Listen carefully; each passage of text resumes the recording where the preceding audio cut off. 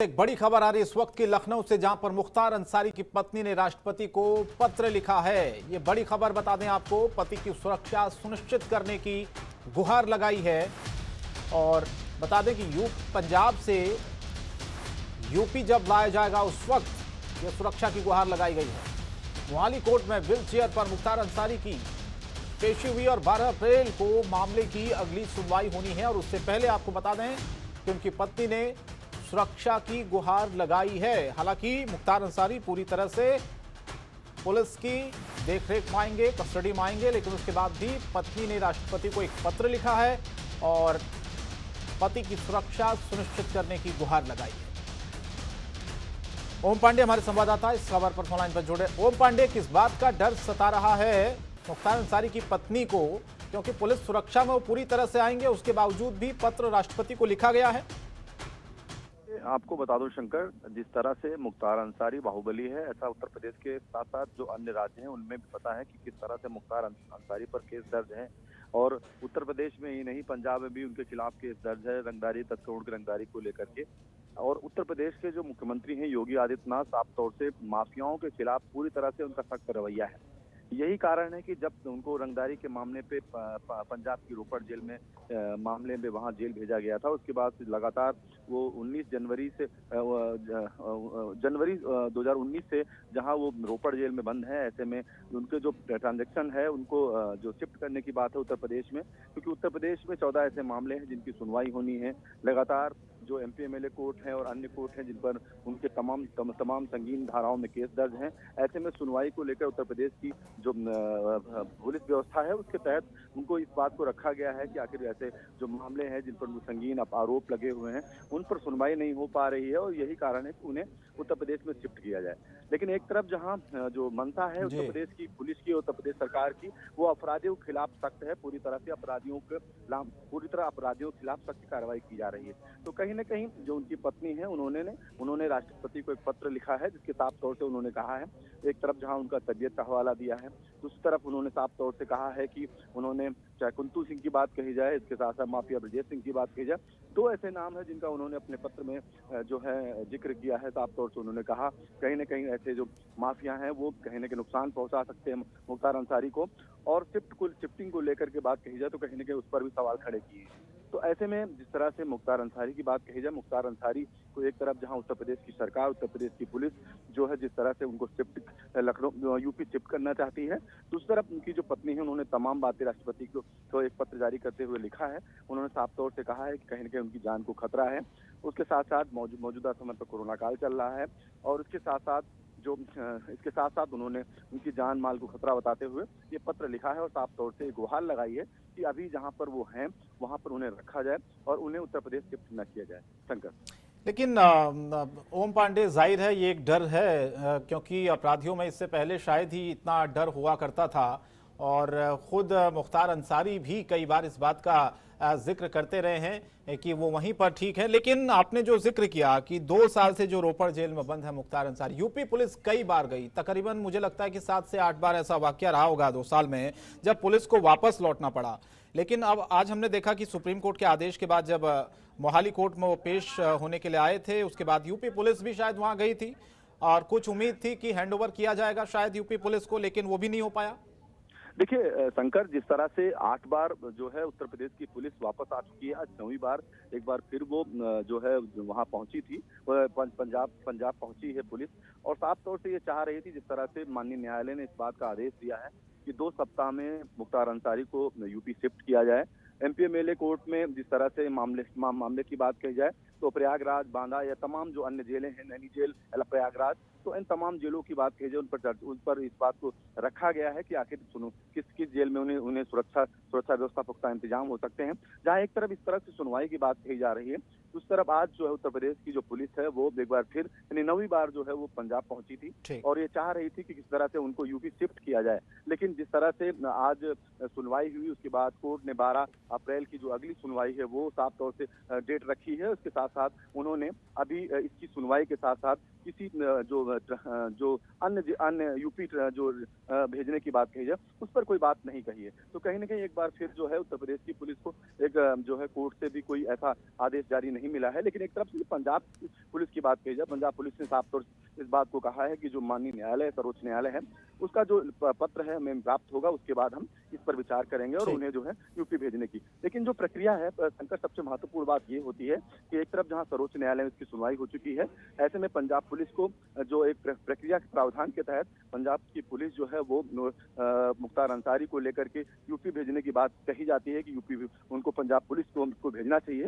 लेकिन शायद पंजाब पुलिस इस पर अभी गवारा इस पर कोई विचार नहीं कर पाई है। यही कारण है कि एक बार फिर उत्तर प्रदेश की पुलिस 9वीं बार जो है वो पंजाब पहुंची है और माना जा रहा था, लेकिन फिर भी निराशा हाथ लगी है। बिल्कुल ओम पांडे, आप बने रहेगा, आगे भी खबरों से आपसे अपडेट लेंगे। एक और बड़ी खबर आपको बता देते इस वक्त की मथुरा से आ रही, जहां पर पीएफआई के 7 सदस्यों की कोर्ट में पेशी हुई है। वीडियो कॉन्फ्रेंसिंग के जरिए ये पेशी की गई है। 3 अप्रैल को फिर से सुनवाई होगी। 7 आरोपियों को कोर्ट ने तलब किया है। एसटीएफ भी दाखिल कर सकती है अपनी चार्जशीट, ये भी खबर आ रही है।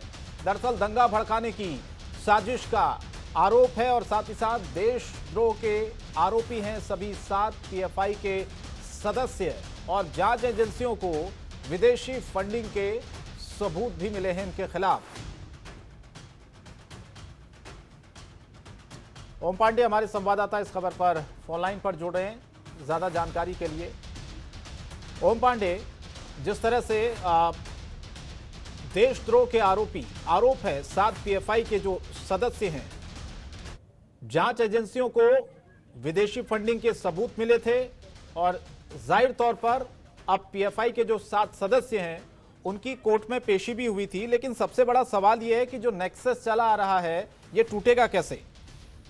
देखिए संकट, सवाल सबसे बड़ा यह है कि पीएफआई ने जिस तरह से उत्तर प्रदेश में भी अपनी पैठ कर ली है और जिस तरह से हाथरस में कांड होता है, उसके बाद मथुरा जाते वक्त पीएफआई के सदस्य पकड़े जाते हैं, एसटीएफ और उत्तर प्रदेश की जो पुलिस संयुक्त टीम गिरफ्तार करती है, तमाम साथ एसटीएफ के हाथ लगते हैं, तब जो जानकारी है उसके तहत मिलती है कि जो तमाम धन है उसको जो है इधर से उधर पीएफआई के माध्यम से किया गया है। ऐसे में 7 लोगों की गिरफ्तारी होती है। उसके बाद आज मथुरा कोर्ट में इसकी सुनवाई हुई थी और उसके बाद अगली सुनवाई के लिए भी कहा गया है। लेकिन सबसे महत्वपूर्ण सवाल यह है, जिस तरह से पीएफआई की बात करें, पीएफआई के सदस्य जिस तरह से दंगा भड़काने, उसके साथ साथ जो कालाबाजारी का धन है उसको इधर से उधर करने का ऐसा आरोप है।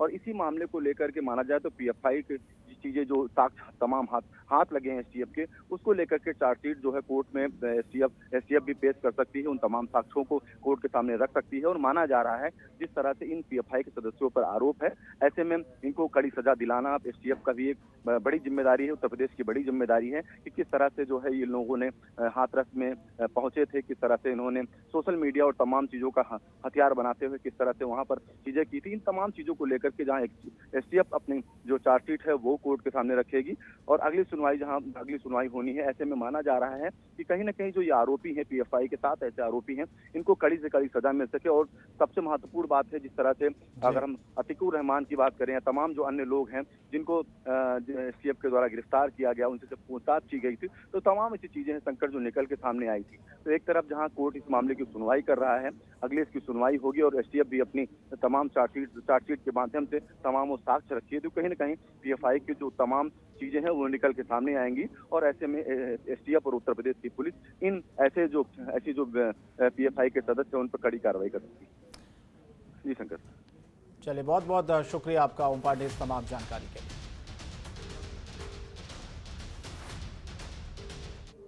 और एक और बड़ी खबर लखनऊ से आ रही, जहां पर टेढ़ी पुलिया फ्लाईओवर का शुभारंभ होगा। 2 अप्रैल को सीएम योगी फ्लाईओवर का शुभारंभ करेंगे।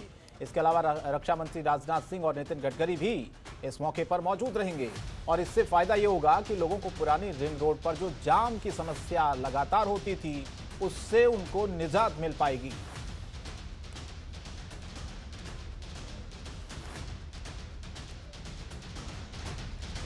तो लखनऊ से बड़ी खबर है, जहां पर टेढ़ी पुलिया फ्लाईओवर का शुभारंभ होगा 2 अप्रैल को। मुख्यमंत्री फ्लाईओवर का शुभारंभ करेंगे और साथ ही साथ आपको बता दें कि इसमें रक्षा मंत्री राजनाथ सिंह के अलावा नितिन गडकरी भी मौजूद रहेंगे।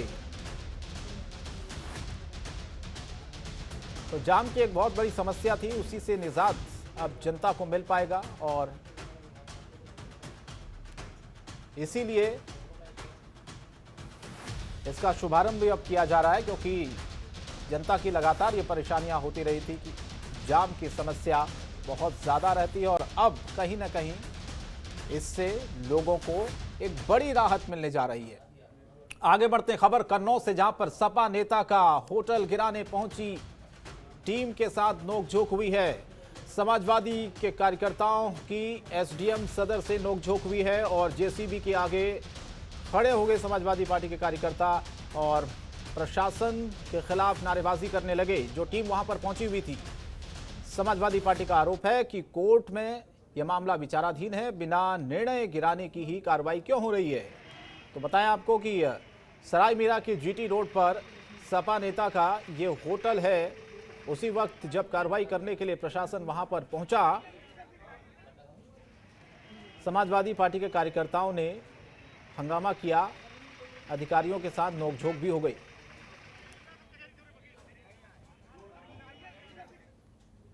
खबरों में आगे बढ़ते हैं। अप्रैल से उत्तर प्रदेश के सभी सरकारी हॉस्पिटल में 45 वर्ष से ऊपर के सभी लोगों को कोविड-19 वैक्सीन लगवाई जाएगी।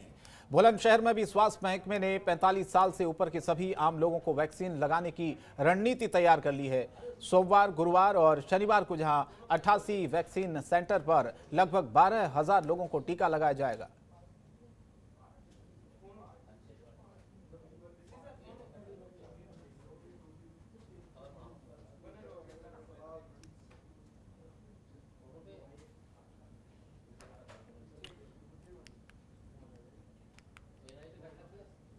सरकार ने 1 अप्रैल से 45 वर्ष से अधिक आयु के सभी लोगों के लिए टीकाकरण की व्यवस्था की हुई है और जनपद में 88 स्थानों पर हम टीकाकरण सोमवार, बृहस्पतिवार, शुक्रवार को करते हैं और बाकी दिनों में हम सोमवार से शनिवार तक 22 स्थानों पर टीकाकरण करते हैं। तो हमारा तो टारगेट है लगभग हम 12,000 लोगों को सोमवार, बृहस्पतिवार और शुक्रवार को टीकाकरण करेंगे और बाकी दिन में तकरीबन 3800 से 4,000 लोगों का टीकाकरण करेंगे।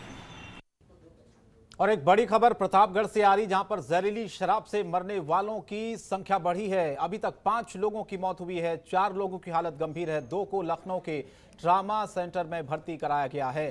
तो लगातार जिस तरह से 2 लोगों का प्रतापगढ़ जिला अस्पताल में इलाज चल रहा है, एडीजी प्रयागराज प्रेम प्रकाश ने घटना से नाराजगी जताई है। पुलिस अधीक्षक आकाश तोमर भी इस पूरे मामले पर अब सख्त हो गए हैं। तो प्रतापगढ़ से यह खबर, जहां पर 5 लोगों की मौत हुई है, 4 लोग गंभीर रूप से घायल हैं, 2 को लखनऊ के ट्रामा सेंटर रेफर किया गया। शिवम हमारे संवाददाता प्रतापगढ़ से जुड़े हैं फोनलाइन पर। शिवम, क्या अपडेट है इस पूरी खबर को लेकर अभी? देखिए शंकर, आपको बता दें कि प्रतापगढ़ जिले में जहरीली शराब से जो मौतों का आंकड़ा है वो बदस्तूर जारी है। चाहे मांधाता हो, नवाबगंज हो या फिर कोहनूर इलाका हो, सभी जगह अब तक दर्जन भर से अधिक मौतें हुई थी। आज प्रतापगढ़ के उदयपुर कोतवाली अंतर्गत 5 लोगों की मौत हुई है, लेकिन अभी भी 4 लोगों की हालत नाजुक बनी हुई है।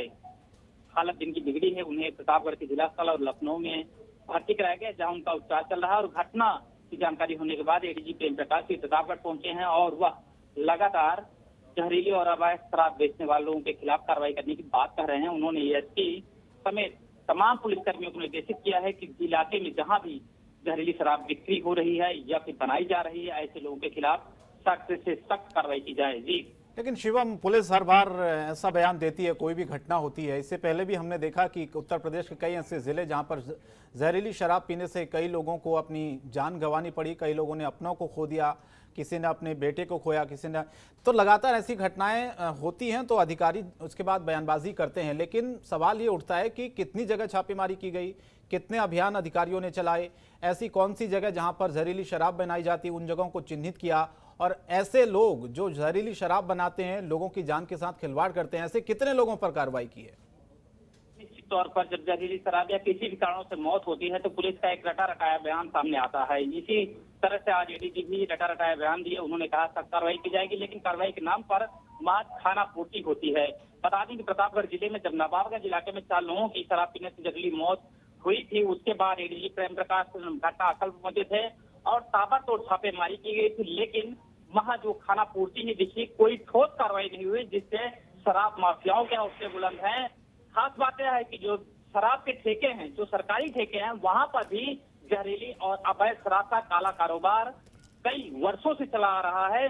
जो इसके मुख्य कर्णधार हैं वो कहीं ना कहीं पुलिस से दूर हैं और पुलिस का गठजोड़ भी उनके साथ रहता है। शायद यही वजह है कि प्रशासन भी कोई ठोस कार्रवाई करने की बजाय महज खानापूर्ति करती ही नजर आती है। जी चलिए, शुक्रिया शिवम इस तमाम जानकारी के।